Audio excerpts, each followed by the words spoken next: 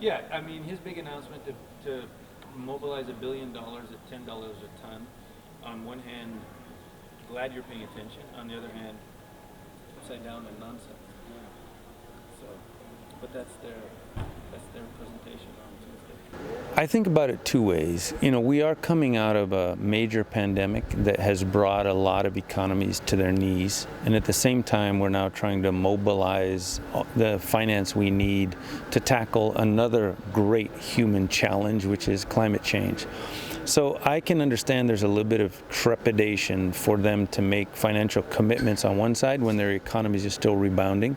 Having said that, it's still very disconcerting that the countries that generate 80% of the emissions can't even agree on substance when they're together. And it doesn't sort of paint well for what we can expect here at the COP. You know, you've got to allow developing countries to say, if you want us to sign a pledge that says we're going to reverse global deforestation.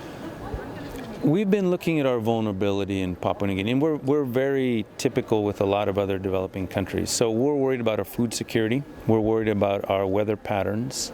We're also worried about our fisheries. As the sea acidifies, we're already noticing that our tuna and fish are relocating, and they're moving to other places in the world where the water is not so warm.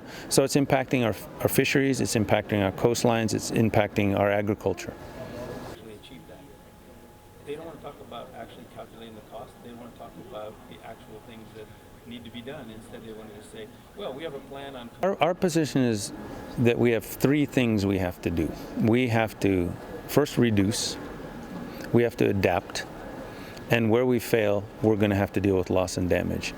So our priority is reductions. We need to scale up finance for adaptation, and we need to have systems in place to deal with damage. But for us, that's looking far out into the future, even though there are hurricanes, there are a lot of things that are happening now. But we really should be focused on reducing emissions. We need to be then focused on adapting, and then we can talk about loss and damage.